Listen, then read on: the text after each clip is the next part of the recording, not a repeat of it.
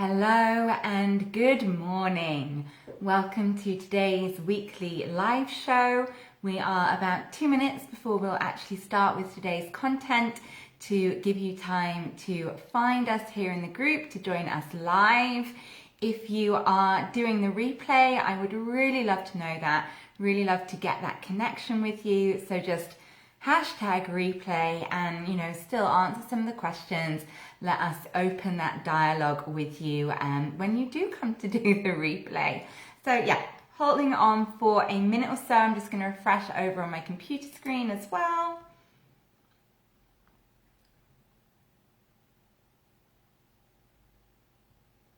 Okay. So let me know if you are live today. Let me know what's going on, how your week has been. I've been predominantly making cake. It is my mother-in-law's birthday. She is arriving for the weekend. It's also teacher training, so it's been a lot of cake making and food prep. Alrighty. Okay. So I make that bang on 10:30, so let us begin. And welcome to today's weekly live show. My name is Laura Green. I am a yoga teacher based in Southampton, Hampshire. I am a teacher trainer, so I run my own 200-hour teacher training school. We have training this weekend and a business mentor for yoga teachers through a group mentorship program, which is also today. So this week on the weekly live show, I wanted to talk about holding space for your own emotions to end self-sabotage. So in teacher training and in mentorship, this is some of the topics that we cover the most. It is okay to experience a broad range of emotions. We know that. But somewhere along the path, especially as we train to become yoga teachers, I think we almost get this idea that yoga is a superpower. Yoga is not a superpower. Yoga is a set of tools that enable us to navigate our way through our emotional, physical, life-based challenges. It's a tool that we get to use. Now, when we come to be yoga teachers, this brings a lot of emotions and challenges to the surface. Why? Because yoga is something that we are deeply passionate about, something that has probably changed our lives, and that is what has called us to be yoga teachers, to share these life-changing lessons with other people. It might not be, probably isn't at all, that we've chosen to be yoga teachers because we want to run our own business, because we want to be an entrepreneur, because we want to be up on stage talking to people, because we want to be presenting in large groups of classes. This is really never what drives someone to be a yoga teacher. Yet that is kind of what we end up doing. To spread yoga and the life-changing tools with our students, we have to run a business, which means we end up having to do marketing, social media, email newsletters, to talk to people, to be visible. Because it's only when we put ourselves out there and be visible that people know we are yoga teachers, what we're sharing, why it would change their life to do it. But it's being visible that can be emotionally so challenging for us. Being visible is vulnerable. Okay? We worry about being liked. Are we good enough? And a whole host of other things that come up. The same with when we're teaching. We are putting ourselves in front of audiences, and this is going to tap into our vulnerability. The same stuff. Am I good enough? Will someone like me? Was their judgment? All of this bubbles under the surface, and it kind of stands in the way of us being a clear channel through which to share the great teachings of yoga. Another reason we experience such emotional challenges as yoga teachers is in the everyday running of a business. So you might have another job, you might have a family you're raising, you might have elderly relatives you're taking care of, just general life responsibilities. Then on top of that, you want to run yoga classes the very best you can. So that means lesson planning, thinking up themes, working on your own development, creating playlists, researching, continual professional development, learning more about philosophy and anatomy. That's a lot of work. Then you have all the business stuff, admin, answering emails, dealing with venues, doing your accounts. There's a lot, okay? And this can lead people to a feeling of overwhelm and stress. So it's completely understandable that putting ourselves out there as yoga teachers brings with it a host of challenging emotions, and that's okay. If you have experienced these, please just pop me a thumbs up or something in the comments so I know that this is making sense to you, and know that it's okay. Being a yoga teacher does not mean you have to be superhuman. Please hear this. It doesn't mean you have to be a superhero. Yoga is not a superpower. You can feel all these emotions. It doesn't make you any lesser of a teacher and any less good at yoga. It just makes you human. So what we then have to do is to actually hold space for these emotions and stop denying them. And then once we hold space, we can use the toolbox that is yoga to help us move through these. Yes, Samantha, the overwhelm is real. Of course it is. But then how can we reframe once we hold emotions? So what are the emotions that you experience? And you know this is a safe space. I'd love you to share. I will share.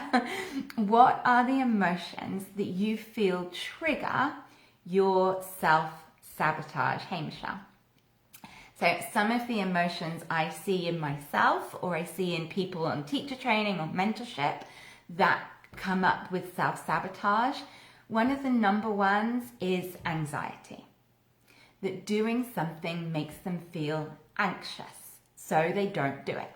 So for instance, sharing more live videos on social media makes you feel anxious, so you don't do it. So you're not being visible in that way. But it's really through speaking live that somebody gets to feel you and understand what the message is that you're teaching. Or we don't send email newsletters because we're anxious that someone might not like what we've written, or they might unsubscribe, they might not like us, or we feel anxious about showing our true self when we're teaching, so we put on a lens, a mask, and we perform the role of a yoga teacher. So anxiousness, anxiety is probably one of the emotions I see most often self-sabotaging. And I don't want this to be triggering, but there's definitely the place of extreme anxiety, okay? And we know people, maybe yourself, that experiences extreme anxiety, debilitating anxiety, the level of panic attacks. And then there's what we used to just call, I'm nervous. And we've kind of lost that spectrum. So as soon as we feel the energy in our body, it might be in your heart, might be in your tummy, that is connected with nervousness, anxiety, it's almost like we go right to the further ends of the scale of I'm anxious, rather than allowing it to be I'm nervous. Okay? And how can we hold space for that? You know, I'm first and foremost a musician, and I've been a performer since I was very young. Still, when I play the harp, my hands shake. And I know, in a big performance, I know that's nervousness. It's not anxiousness. And it's totally normal to feel nervous the first few times you do something. The nerves only go away through repeated doing of something and then seeing the results. Then your confidence grows, mastery grows, nervousness wanes. So for instance, take this weekly live show. I have been on here every single Friday, bar 2, since April. Okay? Some of you that know that watch the beginning ones, I was really nervous. I remember one where I tried to pick up my coffee, I don't drink the coffee, tea to have a sip of, and it was shaking, so I was like, I better put that down. But I didn't reframe the nervousness as anxiousness and stop me doing this, okay? Every week, things get easier, the nervousness fades. So have a think right now. What in your yoga teaching makes you feel nervous? And I'd rather you use that word. Let's let there be the spectrum for extreme anxiety and nervousness. Let there be a spectrum, okay? So what makes you feel a little anxious, a little nervous, gives you butterflies in your tummy? It could be going live. It could be sharing with your students at the beginning of class a deeper meaning as to the theme of the practice. Pretty much it's just going to be anything that makes you feel vulnerable and more authentically you, more visible. Okay? But it is the visibility, the vulnerabilities that allows your students to connect with you and build real relationships. That's one thing. The next big one I come up with, actually doing stuff you need to, is overwhelm. Okay? And again, this is a vast spectrum. And we know there is debilitating overwhelm that leads to burnout, which is adrenal fatigue in the body. There's also, I'm busy, okay? I've got a lot to do. There's a lot on my plate. And again, allow space for there to be this spectrum and to be honest with yourself. So when you feel overwhelmed, okay, so what am I really feeling right now? I'm busy. What am I busy doing? Get that pen and paper out.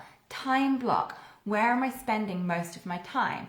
Am I spending it on social media? Then use your analytical head. Is social media delivering you students? If it's not, is it a good use of your time? No, take it off the list. So honestly, when you say I'm overwhelmed, look at what you're doing. Look at the plates you're spinning and analyze them. Are they worth keeping up? Can you delete? Just put a plate down. Just put the plate down. Can you delegate? Can you give that plate to someone else to do? Okay? I'm really honest with you. I have five different people, 6 if you count my husband, holding plates in my business. Okay? There is Michelle, who helps hold my admin plate. There's Veronique, who helps hold the plate of this group. There's Lily, who helps hold the plate of my graphics. There's Imogen that helps hold the plate of PR. There's Amber, who helps hold the plate of copywriting. They all just hold a plate for a little bit of time, but having help holding the plates ends overwhelm. So can you put a plate down? Can you ask somebody else to hold the plate for even just 5 minutes of your day? Or could you, and I can't find a plate analogy for this, could you systematize something? Where are you spending a lot of time at something that could be done in a system? Booking systems, for instance. Scheduling your marketing at the beginning of the month, for instance. Where can you let a system take a plate? Okay. All right, so that's just 2 examples, and I want you to go through your own process with this. What are the emotions that are holding you back? How can you reframe them, put them on a scale, analyze them, and work with them? When I say Lily does the graphics, that's not Lily, my cat, by the way. That's Lily who's saying, Lily May Hussein, who is in Poole. Anyway, so another analogy I wanted to give you with this around nervousness, anxiousness, vulnerability, not feeling good enough, questioning ourselves. And some of you will have heard this, so forgive me. I would like you to be a lobster. Okay? Hear me out. I want you to be a lobster. This is not just limited to lobsters, but I just picked one. Okay? So as you know, a lobster has a hard outside shell. And that is like its home. Okay? And the lobster is a little lobster with its shell. And the little lobster is very comfortable going around its day-to-day in its shell. So that might be, going to yoga classes, teaching 1 class a week, whatever it is, whatever you've got comfortable with, whatever you've made your comfort zone, your home. Okay? And then the lobster starts to grow. Maybe you've got more students coming to class. Maybe you're feeling your confidence grow. Maybe you're like, oh, maybe I want to put on a workshop. And as the lobster starts to grow, its shell is too small. Its shell is constricting it, holding it back. And it's feeling confident. It's got used to and safe in its home. So it gets rid of its shell. And you can imagine how the lobster must feel when it's got rid of its hard shell and it has to wait for its next layer to harden. It feels vulnerable, and it is vulnerable. So it goes and hides under a rock for a while.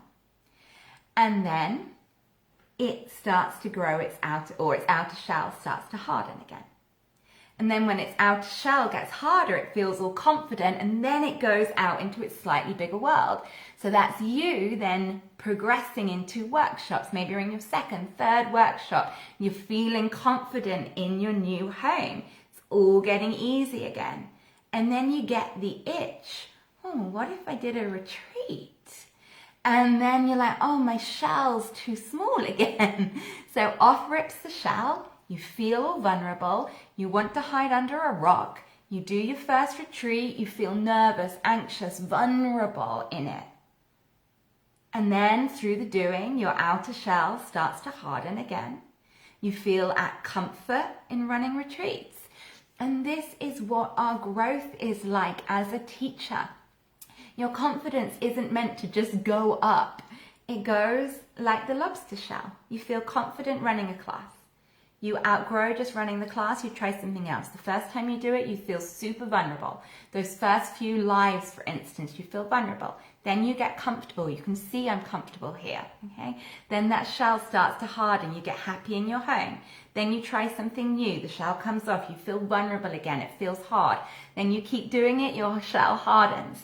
Just be a lobster. Make space for that time to when you try something new, you feel vulnerable. When you do it more times, the outer shell starts to harden, you feel your comfort zone, and then you grow again. Okay. So we have a few more minutes left, and I really wanted to share a meditation practice that I do when I'm struggling, when I feel some emotions I'd rather not be feeling, and that they are holding me back from doing what I'm meant to be doing. So please don't watch me do the meditation, that's weird. Please do this with me. So finding a comfortable seated position, allowing your eyes to close.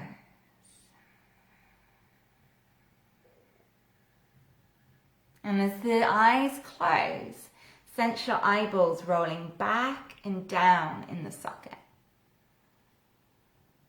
as if looking inside of your own being. And allow your eyes to gaze into your heart, into your belly. into the big feeling centers of your body. And ask your body, what feelings do I have that are holding me back right now from who I'm meant to be and what I'm meant to do?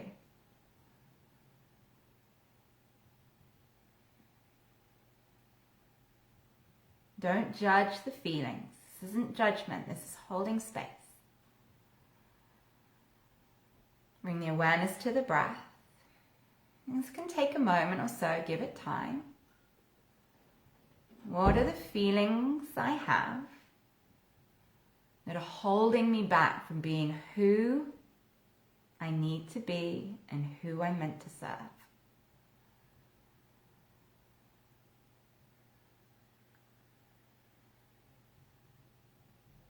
And I want you to imagine, as you inhale, that you're creating a beautiful bubble around where you feel that emotion. A protective sphere. A bubble. And let that bubble feel larger than the emotion is. And in that beautifully safe bubble you've created, breathe into the emotion and actually allow it to expand a little. Allow it to be felt. Allow it to be felt.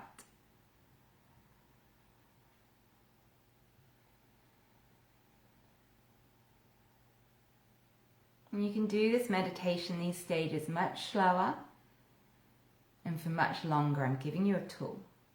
Breathe into the bubble and really let yourself feel that emotion.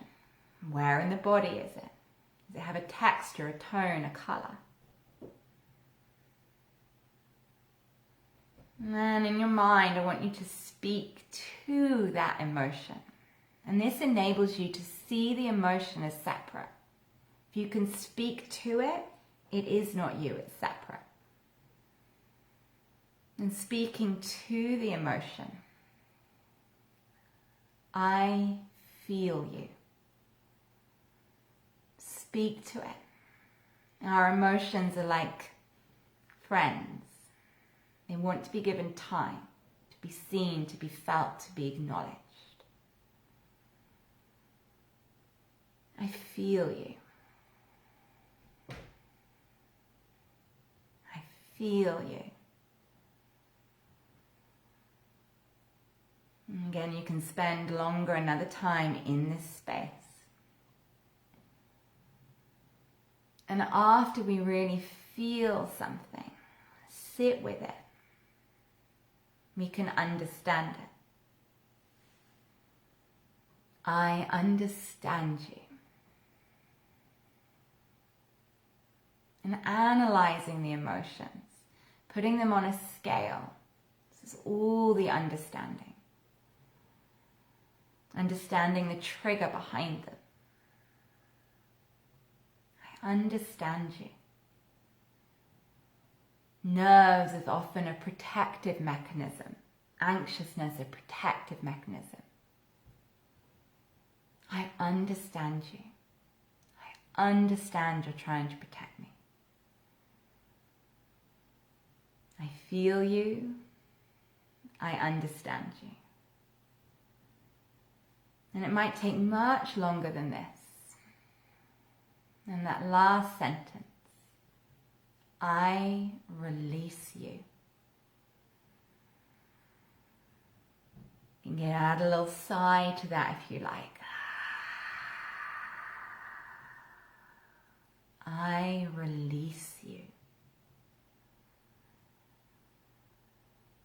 I release you.